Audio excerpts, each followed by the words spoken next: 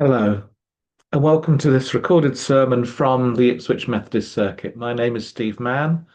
I'm acting superintendent of the circuit, as well as having pastoral charge of the churches at the southern end of the circuit of Elmset, Bramford, Capel St Mary, Holbrook, Chelmerdiston, and Brantham. And whoever you are, wherever you're watching this from, you're very, very welcome. And I should say as well, if you've only ever seen these sermons online and you've never tried any of our churches, why not give them a try?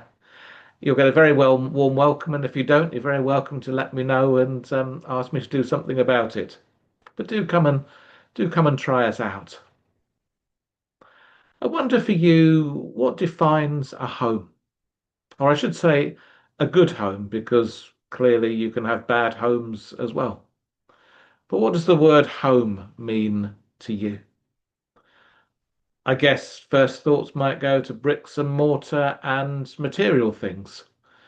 After all, when we've moved in the course of our ministry, we've moved into a new manse, and you inevitably get that question for a while afterwards, do you feel settled yet? And I've always said, and it's actually always been true, that when we get the key boxes unpacked and we get our things around us, then it does feel like home, even if it's only been a week or two. But of course, home is so much more than four walls and a roof and a few things around you. A good home has to do with people, or maybe sadly memories of people that you've shared that home with. But it's about feelings, it's about love and forgiveness and security and acceptance and feeling comfortable and being accepted for yourself and a whole raft of other things along those lines. I wonder how you would describe those feelings that for you go hand in hand with the idea of a home that is good. Well, hold those thoughts for later on. We'll come back to them, but let's have a look at our passage first in this first chapter of John's Gospel. And in this chapter, John makes three blockbuster claims, two of which would have resonated with Jewish minds and people that knew their Old Testament scripture, although of course they didn't call it the Old Testament back in those days, and one that would have resonated with the Greek philosophers. And the first is this, that Jesus is the one through whom all things are made. The one through whom all things were made. That wasn't technically in our reading today, it was that first part of the chapter. And of course, we think of John's Gospel not as the beginning of the New Testament, but the fourth book in Matthew, Mark, Luke, and John. But of course, for the readers or the hearers of John's Gospel, probably with only, or possibly with access only to that particular Gospel, this was a new beginning, a beginning of something which followed on from their Jewish scriptures. So this is how John chooses to begin. In the beginning was the Word, and the Word was with God, and the Word was God. He was with God in the beginning. Through him all things were made. Without him nothing was made that has been made. In him was life, and that life was the light of all mankind. The light shines in the darkness, and the darkness has not overcome it. So John starts in the beginning. What does that remind you of? Well, of course, it takes us back to another beginning. It takes us back to the beginning of the Bible, to the beginning of the book of Genesis, the beginning of the Jewish scriptures. And John is very deliberately paralleling with what you find there. And of course, there we find these words. In the beginning, God created the heavens and the earth. Now, the earth was formless and empty. Darkness was over the surface of the deep, and the Spirit of God was hovering over the waters. And God said, "Let there be light." And there was light. God saw that the light was good, and he separated the light from the darkness. That's the light of which John speaks, not the light of the sun, moon, and stars. They will be created later. but a different kind of light, a God kind of light. And of course, you don't need to be a genius to spot the connection that John is very, very deliberately making. Jesus, aka the Word, he is claiming is the one through whom God made everything at that first beginning. And that it is Jesus who provides the light that shines in the darkness and can never be put out. And incidentally, if you're looking for bookends with this passage being somewhere in the middle, then that idea of light comes up at the end of the Bible as well. Because there, after the sun, moon, and stars have been put to bed, right at the end of the Bible, right at the end of the book of Revelation, it says, the heavenly city that we find there does not need the sun or the moon to shine on it, for the glory of God gives it light, and the Lamb is its lamp. The Lamb, Jesus, is the lamp through which the glory of God shines. It's a huge claim for John to make, but he's only getting started. There are still two more to go. And the second is this, that Jesus is the one who is full of God's presence. Now, just hold in your mind what we've just said at the end of time. Jesus is pictured as the lamp through whom the glory of God will shine. And now pick up these two verses from the beginning of our passage today. The Word became flesh and made his dwelling among us. We have seen his glory, the glory of the one and only Son, who came from the Father, full of grace and truth. That was verse 14, and then verse 18. No one has ever seen God, but the one and only Son, who is himself God and is in closest relationship with the Father, has made him known. John says that Jesus, the Word, became a human being, was made flesh, and made his dwelling among us here in this world. In Greek, it literally says that Jesus pitched his tent among us. Now you can see how that can be used as a colloquial expression, just to say that he came and moved into the neighbourhood, he came and lived alongside us, he pitched his tent with us. But actually, for those who knew their scriptures, those words would have carried a far deeper, much greater significance. The Old Testament, particularly in its early books, speaks of something called the tabernacle. This was a special tent that accompanied the Israelites as they wandered in the wilderness, and which was supposed to hold the glory of God's presence. As the dwelling place of God on earth, it was replaced by the Holy of Holies when the Jerusalem temple was built.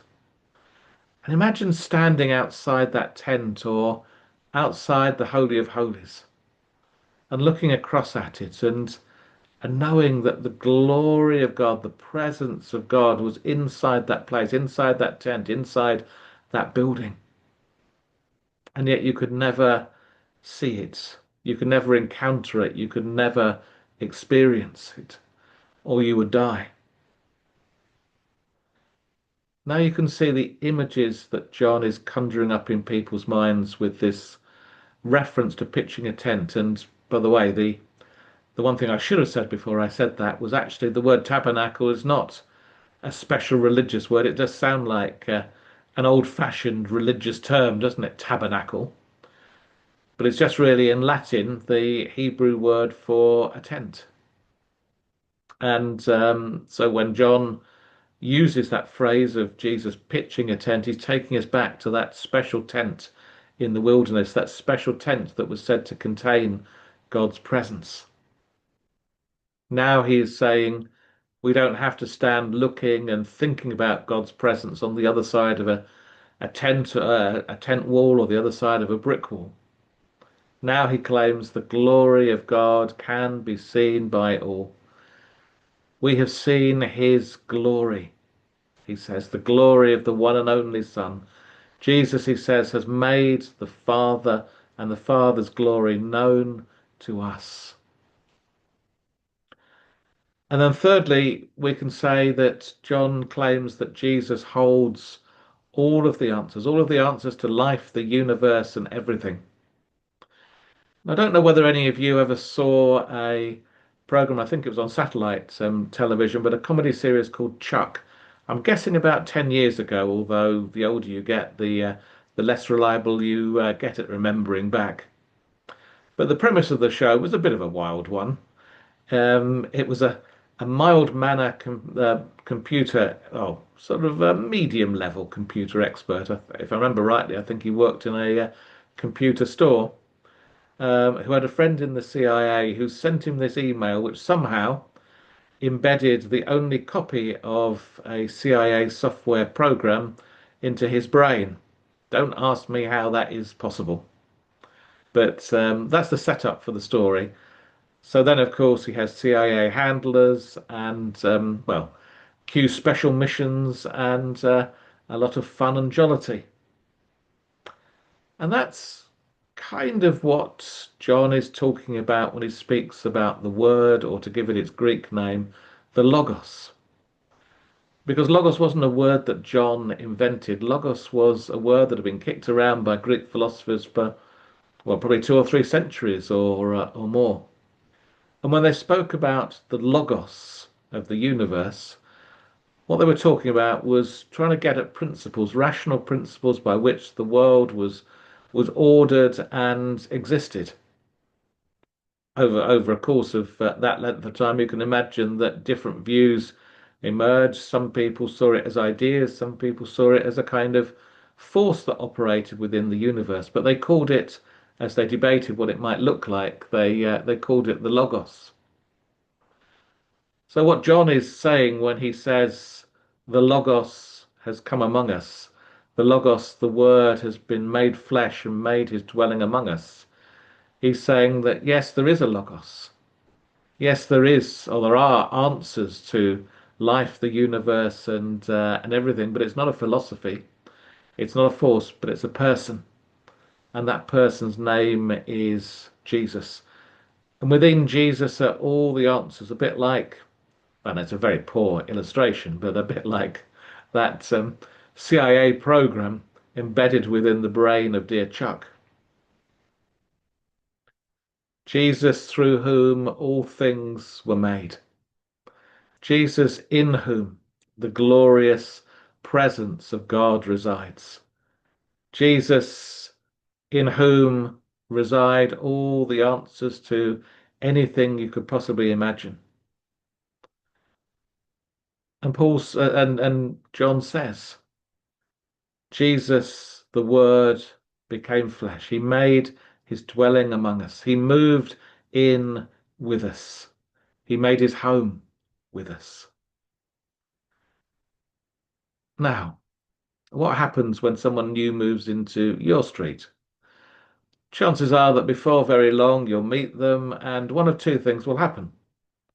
Either you will invite them to come round to your place so you can get to know them a bit better, or if they've unpacked all their boxes and made their house a home, they might well invite you into their place for you to get to know them a bit better. And that's just what we see happening in our reading, weirdly enough. John the Baptist has told everyone to watch out for the Messiah who is coming, to watch out for Jesus. And he's told them how great Jesus is going to be. Two of John's disciples meet Jesus in the street and they get talking to Jesus and they ask him where he is staying. And he says, well, he invites them back to his place. So it's him who invites them to where he is staying. And there it says they spend the rest of the day. I love the attention to detail. It says it was the 10th hour or 4 o'clock in the afternoon, just time for a bit of tea and a slice of cake. Jesus says, come and see. Come and find out more about me. And this is the first stage of Jesus' invitation to us. Come to my house. Come to my home temporarily. Come and see. Come and find out more. And maybe you're at that stage, just exploring what it means to follow Jesus, exploring what it means to be a Christian. Maybe even you've come upon this and you're not even sure you're at that stage. But that's the first stage where Jesus says, "Come and see, come to my home." But what happens next? Well, and I hope you persist if you're at that first stage, if you persist to the next stage, because Jesus says, "Come and live with me, come and be with me on a permanent basis."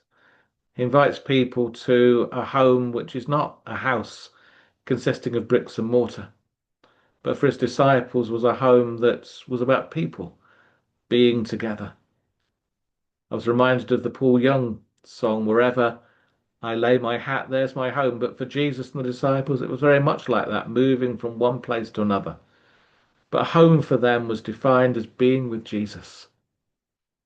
And Jesus invites us to that same idea of home. He says, "Come and follow me. Come and be my disciples." He has made his home with us, and now he is inviting us to make our home with him, wherever he goes and wherever we go. And were we to flick on to chapter 14 of John's Gospel, we would see that Jesus promises his disciples and us a permanent home with him. A home with him here in this world, but a permanent home in the next. And you know these words almost certainly if you've ever been to a funeral. "My Father's house has many rooms.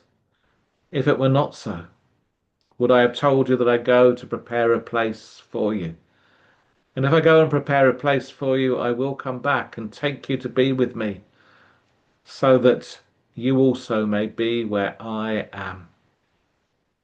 That home with Jesus begun in this life will carry on through all eternity.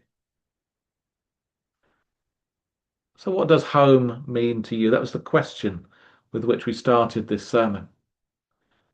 One quote I saw defined it like this. It said, "Home is the place where, when you have to go there, they have to take you in." If that's so, if that's you going to Jesus, then that's a home where you'll never be turned away. Jesus meets the definition of home, or that definition of home with you in the relationship. If you have to go there, he will take you in. Jesus puts his three-stage invitation to us in terms of dwellings and homes, as we've seen. First of all, come and see the home where I am staying. Come and find out more. Secondly, come and make your home with me. Come and make your home with me on the road. Come and be my disciples. And thirdly, come and make your forever home with me.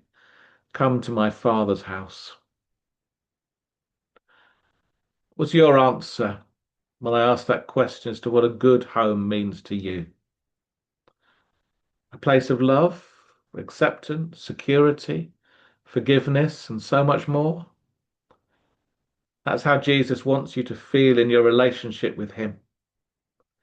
He doesn't want you to be afraid or insecure or doubting his love or acceptance of you. He wants you to know that that relationship is home.